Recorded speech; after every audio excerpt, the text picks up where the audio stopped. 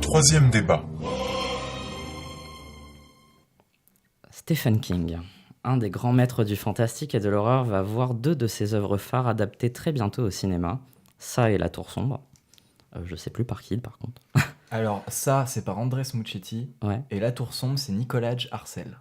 Donc Très bien. Muschietti, c'était Mama, c'est ça? C'est ça. Et Voilà. Nicolas Arcel, c'était, il me semble, A Royal Affair, avec Mads Mikkelsen.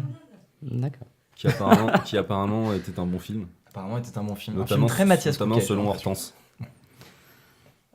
Donc du coup, pour l'occasion, je vous demande quel est le meilleur film adapté de Stephen King, et on va commencer par Marc. En fait, moi j'ai d'abord pensé à Shining, qui en soi est un chef-d'œuvre du cinéma d'horreur. Et en fait, je me suis dit qu'après, en fait, Shining, donc, déjà comme chacun le sait, a été renié par Stephen King. Et parce qu'en fait, tout bêtement, c'est tout sauf du Stephen King. En fait, c'est vraiment un film de Kubrick, c'est une sorte de Rubik's Cube où Kubrick a mis toutes ces névroses entre la manipulation mentale, l'inceste, etc. Donc, en fait, c'est un film qui parle de tout sauf de l'univers de Stephen King, sachant que Shining était plutôt un film sur l'alcoolisme à la base. Ouais. Donc finalement mon choix se portait naturellement sur Stand By Me en fait. D'accord. Voilà, parce que je considère que c'est peut-être déjà c'est la nouvelle dans laquelle King a mis le plus de lui déjà, donc c'est-à-dire en gros son enfance dans les années 50 dans une Amérique rurale assez violente, etc. Et je pense que ce film finalement de par son classicisme aussi, il s'efface vraiment derrière son sujet avec une mise en scène très classique et donc très discrète. Et c'est un peu aussi ce que veut faire King, souvent à travers son art du roman, c'est justement laisser la place à l'histoire. Et donc il y a vraiment, je trouve, entre les deux, il y a vraiment un dialogue qui se fait entre la nouvelle de King, qui s'appelle The Body d'ailleurs, et le film. Et donc c'est un film très beau sur l'enfance, où je trouve que c'est vraiment le film le plus kingien que j'ai vu. Dans la mesure où il raconte l'enfance avec ce mélange d'émerveillement et d'horreur constante. C'est aussi une sorte de road movie un peu immobile comme ça, du coup ça me fait penser aussi à La Nuit du Chasseur, que c'est un grand film d'enfance et d'horreur. Et voilà, pour moi c'est un très grand film finalement qui est humble, et en fait comme King. D'accord. Vraiment à l'image de l'auteur, c'est un grand narrateur mais humble. Voilà. Et pour moi D'accord. c'est... Sinon j'avais pensé à Cujo aussi pour Dee Wallace, mais bon, restons sur Stand By Me. Ok. Mathias. Alors moi j'avais aussi évidemment tout de suite Shining qui m'est venu et que j'ai évacué un peu pour les mêmes raisons. Alors après moi je précise que je connais pas du tout, je connais un petit peu Stephen King pour l'avoir un tout petit peu lu, mais vraiment Pour l'avoir côtoyé. pas beaucoup. Alors je connais un petit peu de réputation aussi, je vois à peu près le type de sensibilité, mais j'ai beaucoup plus vu d'adaptations que lu le livre de King. Donc effectivement Shining, moi je l'ai évacué parce que c'est un film qui est, c'est évidemment un chef-d'œuvre, en tout cas un film majeur du cinéma d'horreur, qui est quand même très à part, même si c'est vrai que de toute façon les King a quand même, il y a un peu 2 catégories, il y a les adaptations télévisées par exemple que Flavien connaît assez bien, puis les quelques grands films d'horreur adaptés de King. Que je connais pas du tout. Que Flavien n'a jamais vu, voilà, donc Il y en a Carré. assez peu des grands films d'horreur finalement adaptés de King. Il y en a quand même quelques-uns, parce que on va pas tous les citer, Oui, mais c'est vrai que ne serait-ce que Shining. quel est ton moi, choix, Mathias finalement, je me suis rabattu sur Dead Zone, qui se trouve en fait être un de mes films préférés depuis toujours. Et donc en fait pour moi c'était un peu une évidence. Après, n'ayant pas lu le livre, qui d'ailleurs m'attend chez moi dans une pile de bouquins, je peux pas forcément en parler en termes d'adaptation. Par contre je trouve qu'il y a en tout cas il y a quelque chose d'extrêmement émouvant dans cette histoire et de très puissant, qui je pense doit se rapprocher quand même de choses qui sont fortes chez King, notamment dans le portrait de ce personnage. Et je trouve que le film, notamment aussi, qui est très à part dans la carrière de Cronenberg, et qui, moi qui adore Cronenberg, peut-être un de mes préférés, si ce n'est mon préféré, et qui je trouve un film assez bouleversant en fait, derrière son côté très froid et très classique, dans un sens noble, hein, c'est un des films les plus traditionnels et les plus effacés de Cronenberg, mais qui est vraiment un film très très beau, je trouve, très, très émouvant. Flavien. Alors déjà merci beaucoup d'avoir beaucoup parlé de Shining tous les deux, parce que c'est évidemment mon choix, moi, je ne l'ai pas mis de côté. Et sachez déjà que j'adore vraiment vos 2 films. Je trouve que Stand By Me est, comme tu disais, un très beau film humble, et que de ton côté, c'était quoi ton choix? C'est quoi? Ah non, c'est pas terrible ça. Non, si, j'adore Dead Zone évidemment, je trouve que c'est un très joli film qui est vraiment à mi-chemin entre l'univers de King et l'univers de Cronenberg, même si je n'ai pas lu non plus Dead Zone.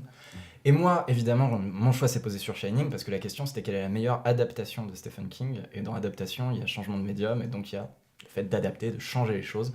En revanche, je ne suis pas totalement d'accord avec toi. Je trouve que c'est une légende le fait que Kubrick a complètement vampirisé le film et qu'il a rien gardé du tout. Parce que dans le bouquin Shining, il y a quand même un énorme sous-texte d'inceste. Il y a aussi tout un sous-texte en rapport avec le traitement des Indiens sur ces terres-là, le rapport à la culpabilité américaine. Et je trouve qu'au contraire, Kubrick a réussi à englober dans son, comme tu disais, énorme Rubik's Cube qui arrive à avoir un pouvoir d'évocation tellement énorme qu'on en fait des documentaires, aussi ce qui est contenu dans le bouquin. Et en termes de sensibilité, je suis d'accord qu'on est pas forcément super proche de King. Par contre, l'adaptation, c'est-à-dire le passage du médium littéraire au médium cinématographique, le transforme en chef-d'œuvre. Et j'ai beau adorer vos deux films, Shining est pour moi de loin le plus grand film de notre choix. C'est pour moi, dans l'adaptation de King, il y a aussi qu'est-ce qui retraduit le mieux l'univers de King. Moi, j'ai compris la question comme ça. Pas moi, mais c'est intéressant. Et pour moi, du coup, Kubrick ne retranscrit pas du tout l'univers de King. Et pour moi, King a des obsessions qui sont fréquentes et qui sont notamment l'inceste. L'inceste, pas tellement. Enfin, quand même. N'importe qui a lu ça, c'est que l'inceste, c'est quand même un sous-texte très fort. Avec plusieurs liés. Après, la question de l'enfance, d'une manière générale. Oui. Mais c'est plutôt l'enfance. C'est plutôt un rapport à l'enfance brutal que vraiment la question de l'inceste. Je pense pas que l'inceste soit vraiment évoqué dans Shining de façon très. C'est plutôt le côté avoir peur de brutaliser son enfant à cause de l'alcool que vraiment la thématique incestueuse, quoi. Ouais. Donc c'est un peu différent quand même. Bien sûr. Après, ça a beaucoup moins de violence, évidemment, dans la. Et donc je pense qu'effectivement. Kubrick s'est inspiré vaguement de Shining. Je ne suis pas d'accord. Moi, je trouve que c'est vraiment le ressentiment que j'ai. Et pour moi, Shining, le livre, c'est vraiment un livre sur l'alcoolisme. Et King l'a dit, ça ne parle quasiment que de ça. Bien sûr, mais dans avec Cujo aussi, il y a toute une période, Richard Bachman, qui parle vachement de l'alcoolisme. Mais en revanche, je trouve que dans le Kubrick, il arrive aussi à intégrer ça. C'est-à-dire qu'on peut le voir comme un film sur l'alcoolisme. Et un film très fort sur l'alcoolisme. Je veux dire, qu'il est au max sur tous les critères. C'est aussi génie Kubrick de savoir parler de tout en même temps, en fait. Après, je suis d'accord qu'il adapte le côté rural et très humble de Stand By Me. On retrouve vraiment une patte Stephen King. Et du côté de Dead Zone, il y a une vraie mélancolie qui se dégage. En revanche, dans Shining, je trouve qu'il y a tout en même temps, en fait. C'est juste que les potards sont à fond et tu peux pas tester, quoi. C'est Shining. Après, le problème, c'est ce qui manque, je trouve, peut-être chez ce qui fait de King un grand romancier, c'est l'empathie. Et je pense que ce qui manque chez Kubrick, c'est l'empathie. Je ne suis absolument pas d'accord. C'est pas pour rien que le meurtre de Scatman Crothers est traumatisant. C'est parce que justement, il a développé toute l'empathie du film vers ce personnage-là pour pouvoir te tirer le tapis sous le pied, qui est un truc qu'on ne faisait pas énormément à ce moment-là dans le cinéma. C'est plus un processus Hitchcockien que de mettre tu peux parler un peu plus dans le micro. C'est plus un processus Hitchcockien que de mettre un personnage en avant comme ça pour le faire tuer. Ah non, en termes de narration, il est mis en avant. Par contre, l'empathie, le rapport qu'il a à Danny, et c'est un personnage vraiment humain et qui, pour le coup, touche une empathie qu'on retrouve vraiment dans le Shining de Stephen King, dans le bouquin, je veux dire. Après, si tu veux plus. Je trouve que c'est vraiment un film très froid. Bon, après, voilà, c'est un cliché de dire ça. Justement, je trouve que, tout comme le fait qu'on dise qu'il n'a rien gardé du bouquin, je trouve que c'est à moitié une légende urbaine. Je trouve pas du tout que ça soit un film froid. Je trouve que c'est un film sensuel, chaud, qui a des moments de froideur. Ah oui, complètement. Et c'est justement le contraste entre les moments de sensualité énormes dus à l'alcoolisme du héros, vision qu'il a, notamment la vision dans la chambre de ça. Avec une vision glacée. Avec un cadavre pourri. Elle commence de manière très sensuelle avant de, encore une fois, te faire un coupe-queue. Mais en fait, c'est le contraste entre le chaud et le froid qui est un exercice que Kubrick adore pour finir dans ce labyrinthe de froid. Mais je suis pas d'accord. Après, il y a cette aura froide de Kubrick qui émane, forcément, parce que c'est assez implacable comme film. Par contre, je trouve que c'est un film plein de sensualité, plein de chaleur et plein de sentiments. Moi, je trouve pas du tout, justement. Mais bon, après, ça, c'est. Mais après, c'est libre à lui de le démonter pour pouvoir démolir la tête. Qu'est-ce que vous avez à dire sur Dead Zone, s'il vous plaît? Que c'est un film très joli, un film très mélancolique. Je trouve la musique absolument sublime, je pense qu'on sera d'accord. Après, même dans la carrière de Cronenberg, qui est aussi un cinéaste que j'adore, je comprends très bien en quoi ça peut être un de tes favoris. En revanche, c'est un de ceux où il met quand même un tout petit peu d'eau dans son vin en termes de dramaturgie de Cronenberg. Fait que c'est un des meilleurs. Ce qui en fait que pour toi c'est un des meilleurs, effectivement. Mais du coup, on est encore une fois à mi-chemin. C'est-à-dire que c'est du mi-Cronenberg, mi-Stephen King. Pour certains, ça peut être une limite. Je trouve que c'est un très beau film, évidemment. Mais c'est peut-être ça qui l'empêche d'atteindre parfois certaines cimes qu'il pourrait atteindre. Notamment en termes de forme, où je trouve que Cronenberg, quand il est un petit peu moins inspiré par un sujet, là, il était vachement sur le rapport au héros. Et tout ce qu'il y a autour, je trouve que c'est un de ses plus plats visuellement. Non, ça, je suis vraiment pas d'accord. Ah, je sais, mais... Moi, je suis assez d'accord. Je trouve que Dead Zone, il y a un côté, une limite téléfilm, parfois. Ah non, alors vraiment, je trouve pas du tout. Pourtant, je suis un fan de Cronenberg. Au contraire, je trouve que c'est un film qui est d'ailleurs... Enfin, si vous le revoyez... Le problème, c'est que souvent, les gens le voient dans de mauvaises copies. Notamment un superbe Blu-ray RIP de 16 Go. Non, mais c'est un film qui est très très beau visuellement, qui a une atmosphère extrêmement soignée. Tout est en fait très délicat, la mise en scène de Cronenberg. Bon, comme toujours, de toute façon, en fait, Cronenberg. Mais il sait choisir, de toute façon, loin en fait d'être que dans les délires organiques. Tout ce qui touche à Christopher Walken et à son rapport aux autres, c'est-à-dire donc le centre du film, je suis d'accord qu'il y a cette délicatesse et cette subtilité de Cronenberg, mais il y a d'autres choses un peu périphériques dans le film qui, dans mon souvenir, mais c'est vrai que je l'ai pas vu depuis un petit peu quelques années. Non, parce qu'on est très serré sur le personnage en fait. C'est un film d'empathie totale que justement, en fait, pour le coup, est à mon avis un peu l'inverse de Shining là-dessus. En fait, dans Shining, de part, à mon avis, vraiment la vision de Kubrick, il y avait toujours cette idée de faire à chaque fois des films, Des films en sombres. fait, vraiment des films sombres. Par exemple, là, il prend l'horreur, il se dit, je vais faire le film d'horreur ultime. Je pense Donc, que quelque ça, part, il adapte le roi de l'horreur. oui, Stephen sauf King, que de manière justement, parfaite. finalement, j'ai quand même l'impression qu'une des grandes qualités de Stephen King, c'est la simplicité et l'humilité dans un rapport au récit Ça très dépend. direct, Là etc. aussi, encore une fois, c'est une espèce d'image Je sais pas, je qu'on connais peut pas avoir King, de lui, donc, mais notamment j'en dans sa parle, période alcoolique, donc un peu Bachman, ses bouquins sont un petit peu alambiqués. Et s'il y a toujours une empathie pour au moins un des personnages, c'est un mec qui aime bien aussi se disperser et avoir une certaine ambition narrative. Donc je suis pas. Bien sûr, il y a- La Ah non, mais simplicité, elle est dans attention, The Body, non, mais la effectivement. simplicité, ça n'a rien à voir avec l'ambition narrative. Oui, Tu non, peux c'est être extrêmement différent, simple dans ton rapport au personnage, etc. Mais par contre, créer par exemple, ça que je suis en train de lire justement actuellement. C'est pas de flashback dans le flashback. C'est en fait flash voilà, forward, mais il y a un rapport à la fiction et à l'empathie et à Ouais, la bien psychologie sûr. tout qui est très direct et qui n'a pas qui n'a pas tout ce qui chez Kubrick justement va te faire avoir un regard très Mais réfléchi. je sur ce que trouve tu vois. qu'avec Kubrick, on a le beurre Enfin, à c'est l'argent un du film- beurre. oui, je S'il suis a autant d'accord. traumatisé les Alors- gens, c'est peut-être parce qu'il y avait Oui, non, autant mais une moi, je trouve que implication d'une c'est certaine un- partie du public qu'une autre qui allait aller dans le côté méta et analyser ce côté-là, tu vois. Je pense que ça touche tous les Oui, alors moi publics. le en fait. côté méta par J'a- contre, je pense qu'il est assez secondaire. dans J'aimerais Shining. bien avoir du Stand By Me contre Dead Zone. Oui, alors s'il par vous contre, plaît. non, sur Stand By Me, j'allais juste dire, moi je trouve que c'est un film magnifique, c'est vraiment peut-être même un chef-d'œuvre, mais par contre, ça ne rentre pas du tout pour moi dans la catégorie du cinéma horrifique. Alors c'est vrai que là on était sur King au sens large, donc il était totalement possible effectivement de De choisir choisir Stand les By Me. évadés. De choisir les événements. Mais moi, enfin, ouais. Mais après, c'est vrai que bon, là, moi, j'étais plus dans l'idée de ciné fantastique horrifique, donc c'est vrai que Stand By Me m'est pas venu en tête. Après, oui, je trouve que c'est un très beau film. En l'occurrence, tu parlais du côté téléfilm de Dead Zone. C'est vrai que Stand By Me, dans mes souvenirs, bon, c'est quoi, c'est Rob Reiner, c'est ça Reiner, qui n'est ouais. pas forcément, je trouve, un grand, c'est pas un grand formaliste, styliste, ouais, hein, un c'est grand sûr, styliste. Après, le film se tient et est un très beau film. Je suis d'accord, il a su s'effacer derrière le sujet. En revanche, ça atteint pas des cimes.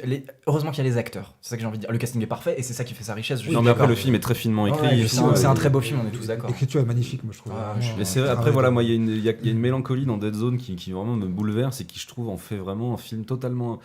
Mais on retrouve quelque chose, par exemple, dans Carrie aussi, d'être Ouais, sur un bien portrait de personnage. Ils en ont fait, chopé le d'être rapport à entière- l'empathie qu'il y avait voilà, dans l'écriture. d'être vraiment en Je train trouve de suivre que quelqu'un qui est Shining, complètement se déconnecté. transcende ça. Oui, mais Shining n'a pas du tout cette dimension-là. C'est Je un film trouve très qu'il l'a. fort émotionnellement, mais je Mais veux je dire trouve pas qu'il du l'a. tout. C'est un Si film tu très m'as- puissant, en c'est un fait, film le- viscéral, mais qui ne propose pas du tout le même genre d'expérience émotionnelle.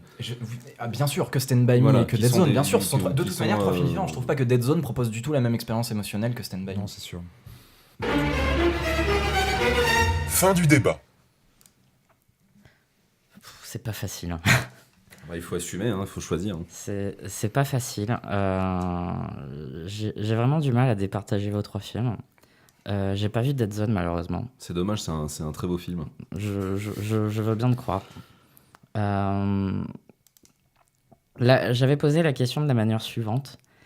Quel est le meilleur film adapté de Stephen King? Pas quelle était la meilleure adaptation de Stephen King. Ouais, c'est un peu différent. en fait. Donc, et j'avais justement bien pris soin de la poser comme ça parce que, justement par rapport à comment Shining est vu par Stephen King. Donc du coup, étant donné, je pense que je vais encore donner le point à Flavien. Parce que déjà, en plus, tu as réussi à bien défendre comment Shining n'est pas... est aussi un peu kingien finalement. Par contre, le côté sensuel, j'ai un peu du mal à... Non, mais La sensuel, scène de la chambre de Saint-Antoine, par exemple, elle commence par une vision d'un érotisme absolu Non, mais avant de surtout- basculer dans l'horreur. C'est en pas fait. faux. Non, mais surtout Ouais. sensuel, C'est un ça peut vouloir dire beaucoup de choses. c'est C'est un un érotisme film de qui est PTSD charnel. quand même, ouais. Je pas sensuel au sens sexuel, mais c'est un film qui est chargé de, Il est quand même Non, mais chargé il à est- la fois de oui, symbolique sexuelle et de d'images très connotations. fortes. ouais. Ouais. Mais surtout, c'est un film qui est plein de sens. C'est un film il est qui plein de sans- tout, en sans- fait. C'est un film sans total. sensation. ouais. Oui. Bon, après, la question du meilleur film, c'est toujours C'est délicat, compliqué. ouais. Stand By Me, c'est un film que j'adore aussi. Mais effectivement, peut-être que le fait que ce soit pas exactement de l'horreur, même si... Bah, c'est quand même. Enfin, c'est c'est quand même- Oui, oui, c'est après, quand il y a même, un- c'est il y quand a même C'est un... fantastique, il y a- c'est tout le film, je suis d'accord. Oui, j'entends ça et c'est vrai, mais effectivement, vous l'avez reconnu au début de vos arguments tous les deux, c'est que vous avez d'abord pensé à Shining avant de vous retourner vers un autre choix, peut-être un peu plus kingien, mais j'avais posé la question de cette manière-là, C'est vrai. donc ce qui fait que Moi, c'était Flavien- par préférence. C'est vraiment Dead Zone, c'est un de mes films préférés. quoi. Ouais, c'est un film magnifique. Et en fait, je pense que tous les trois, on aime beaucoup les choix des uns des autres. Ah C'est oui, quoi, complètement. Shining, c'est difficilement de pas le c'est difficile de pas le considérer comme un chef-d'œuvre. ouais. Enfin, je connais certaines personnes. Pas mal, Flavien. Tu les as défoncés. Signé toi-même. C'est quoi cette musique derrière? Christopher Young, Drag Me to Hell.